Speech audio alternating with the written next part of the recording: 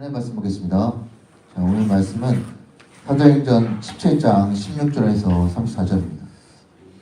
여러분, 오늘 본문은 이 사도 바울이 아데네에서 철학자들과 시민들에게 복음을 전하는 이 내용입니다.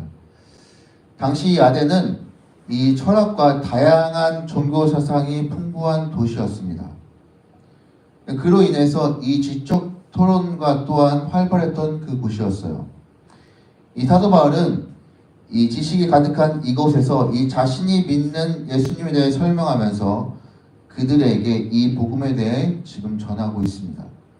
그러면 오늘 우리는 이 다양한 가치관과 이 사상이 혼합되어 있는 이 세상 속에서 우리가 어떤 마음을 가지고 복음을 전하며 살아가야 하는지를 오늘 본 말씀을 통해서 한번 살펴보고 함께 나눠보도록 하겠습니다. 오늘 본 말씀 사도행전 10장 10절에 보면 바울이 아덴에서 그들을 기다리다가 그 성에 우상이 가득한 것을 보고 마음에 격분하여, 사도 바울은 아덴에 도착하여서 도시 곳곳에 우상들이 가득한 것을 보고 격분합니다. 그래서 지금 사도 바울은 회당에서 유대인들과 이방인 예배자들과 토론을 벌였고, 광장에서는 만나는 사람들마다 날마다 토론을 하였습니다. 이렇게 무언가를 전하는 것에 열을 올리는 이 사도 바울의 모습을 보며 이 아덴에 있는 이 철학자들은 이렇게 이야기합니다. 이 말쟁이가 도대체 무슨 소리를 하려는 거야?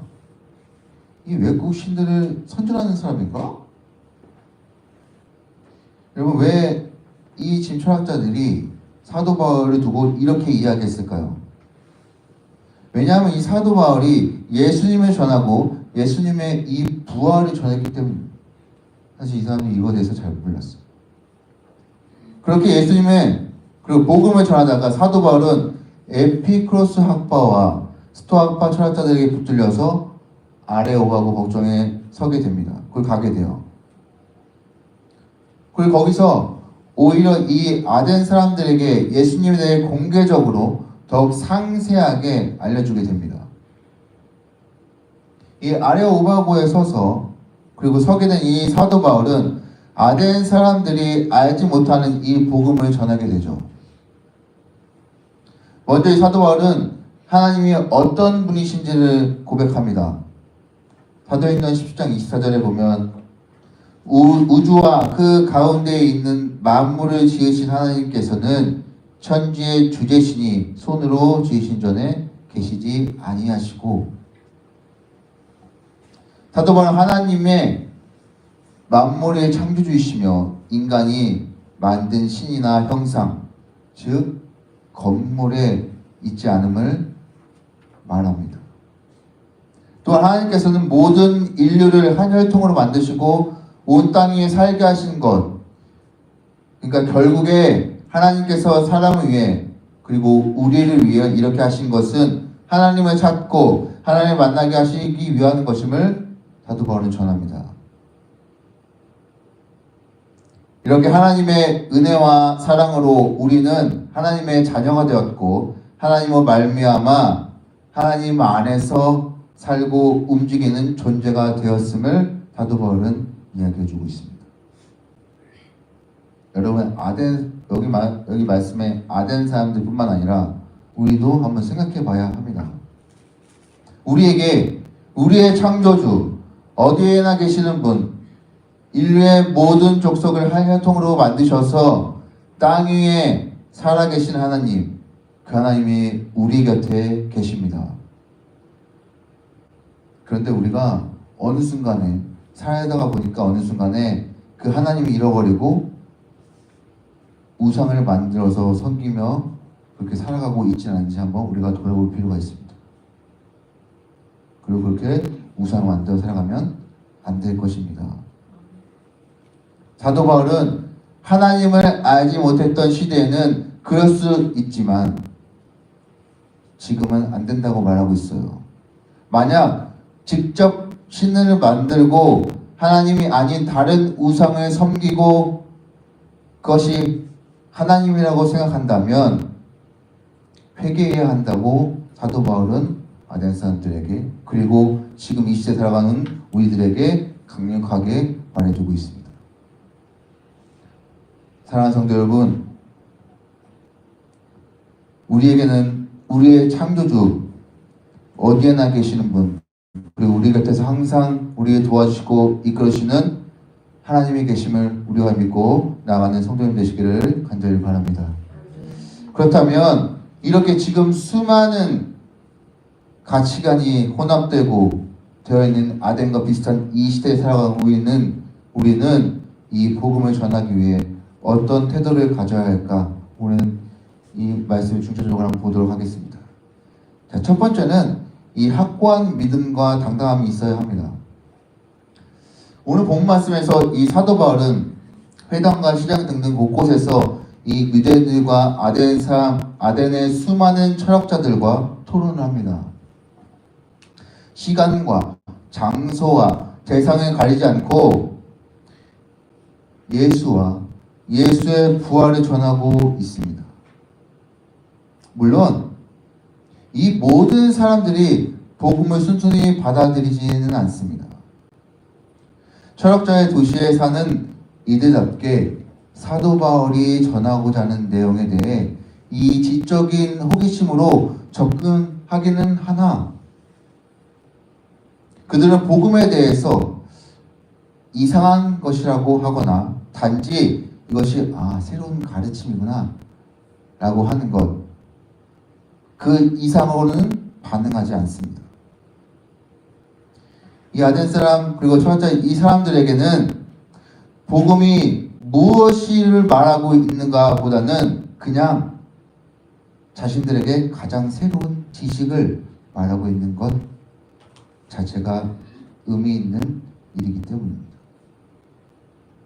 그러나 여러분, 이 사도 바울은 그들의 이러한 반응에 굴하지 않고 계속해서 하나님이 어떤 분이신지, 그리고 심판과 예수님의 부활이 무엇인지를 계속해서 전하고 있습니다.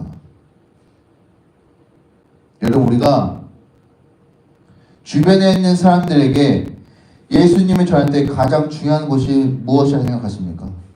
가장 중요한 것이 무엇일까요? 바로 복음의 지식과 더불어 그 복음을 확실하게 믿는 확고한 믿음입니다. 그리고 그 확고한 믿음에서 당당함은 나에게 자연스럽게 흘러나오게 됩니다. 요즘에 많은 교회에서 다양한 전도 프로그램을 진행하고 있습니다. 저 역시도 이 학창시절에 교회에서 하는 전도 프로그램에 계속해서 참여했었습니다. 하지만 그때 제 마음속에 이 믿음이 확고하게 서지 않았기 때문에 거리에서 이 복음 전하는 제 모습에는 이 당당함이 없었습니다. 이 전도지를 나눠주면서 하나님은 당신을 사랑하십니다 라는 이 문장조차 제대로 내 입속으로 나오지 못했어요. 그래서 가다가 이렇게 내려주면 이 손이 떨립니다. 이렇게. 사랑하는 성도 여러분, 복음을 전하는 데 있어서 가장 중요하고 먼저 있어야 할 것은 바로 예수님을 확실하게 믿고 그 믿는 그 확고한 믿음과 그로부터 나오는 이 당당함입니다. 여러분에게 이와 같은 믿음과 당당함이 있기를 바랍니다. 복음을 전하기 위해서 우리가 가져야 할 두 번째는 가장 중요한 것일 수 있는데 예수님 만나서 내가 먼저 변화하는 것입니다. 여러분, 오늘 본문의 사도 바울이 과거에 회심하기 전의 모습을 기억하십니까? 사도 바울은 회심하기 전에 예수 믿는 사람들을 핍박했던 사람들이에요.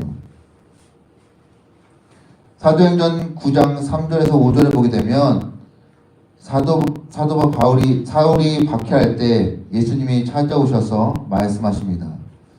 사울이 길을 가다가 다메섹에 가까이 이르더니 호련히 하늘로부터 빛이 그를 둘러 비추는지라 땅에 엎드러져 들음에 소리가 있어 이르시되 사울아 사울아 내가 어찌하여 나를 박해하냐 하시거늘 대답하되 주여 누구시니까 이르시되 나는 내가 박해하는 예수라. 결국 자신을 찾아오신 이 예수님을 유에 만나고 회심하여서 180도 다른 사람으로 변화합니다. 그 만남을 인해서 오늘 본문에 나온 것처럼 장소와 시간과 어떤 상대를 불문하고 거침없이 예수와 예수님의 부활을 전하는 사람이 되었습니다. 여러분, 우리도 예수님을 전하기 위해서는 우리가 먼저 예수님을 만나야 합니다. 혹시 예수님과의 만남이 희미해졌다면 예수님 만났던 그 첫 만남만 떠올리시면서 되새겨 보시기 바랍니다. 예수님과의 만남이 아직 없다면, 그런 마음을 갖고 계시다면 그분과의 만남을 간절히 구하시길 바랍니다. 예수님을 언제 만났는지 그때는 중요하지 않습니다. 지금 내가 만남이 없다면 지금 만날 때 지금이 중요하고, 그리고 중요한 것은 그분과의 만남이 이루어졌고 그 만남으로 인해서 내가 변화했다는 그 사실입니다. 예수님 만남 통해서 내가 변화했다는 그 사실이에요. 나의 생각과 말과 행동이 변화되고 이 삶의 모습과 방향에 예수 그리스도가 주인이 되시는 놀라운 일들이 예수님 만남을 통해서 변화됩니다. 그것이 일어나게 됩니다. 하지만 그 변화는 계속 이어가기가 어렵습니다. 예수님과 이 뜨거운 만남이 이루어졌다 해도 때로는 시간이 지나면서 그 변화된 모습이 다시 이전의 모습으로 돌아가기도 합니다. 예전에 봤던 예수님 처음 만났던 그 모습에, 그 열정적인 모습에 마음이 사그라들고 차갑게 되고 식어져 버립니다.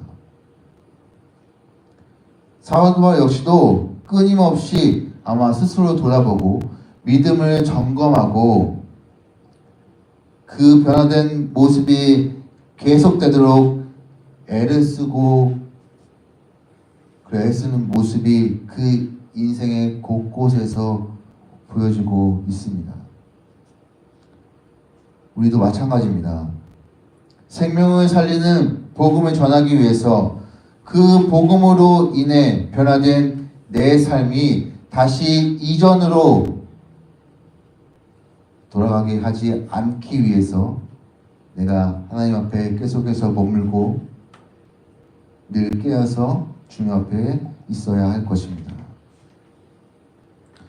사랑하는 성도 여러분, 우리는 오늘 본문을 통해서 이 사도 바울의 모습을 통해 복음을 전하기 위해서 우리가 어떤 태도를 가져야 할지를 살펴보았습니다.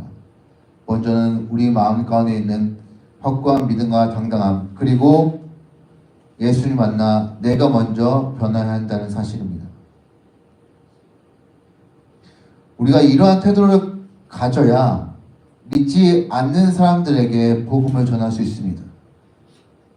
내가 먼저 예수를 만나고 내가 먼저 변화해야만 다른 사람들에게, 믿지 않는 사람들에게 예수님이 누구이시고 예수님이 이런 분이신지를 내가 당당하게 전할 수 있습니다.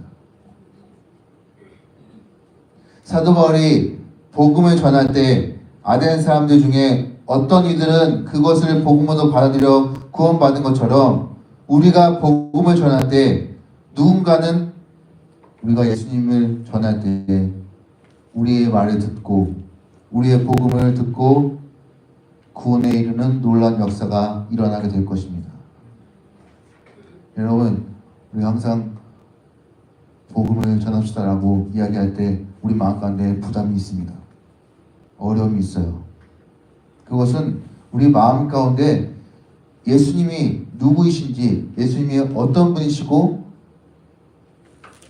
그 하나님이 나에게 어떤 은혜를 주셨는지를 내 마음속에 쉽게 받아들이지 못하고 내가 인지하지 못하기 때문입니다. 내 마음속에 내가 먼저 예수님이 누구이신지, 예수님이 어떤 분이시고 나에게 어떤 은혜를 베풀어 주신지를 내가 먼저 알고 믿고 나아가는 우리 성도님 되시기를 바랍니다. 그럴 때에 내가 다른 사람들에게, 믿지 않는 사람들에게 예수님을 당당히 전하고 예수님을 전할 수 있는 그런 마음이 우리에게 있게 될 줄로 믿습니다. 그러니 여러분, 예수님 만나서 믿고 변화되어 확고한 믿음으로 우리가 많은 사람들에게 복음을 당당히 전하는 우리 모두가 되었으면 좋겠습니다. 우리 모두 진리의 복음을 당당히 전하는 믿음의 자녀들 될 수 있기를 간절히 바랍니다.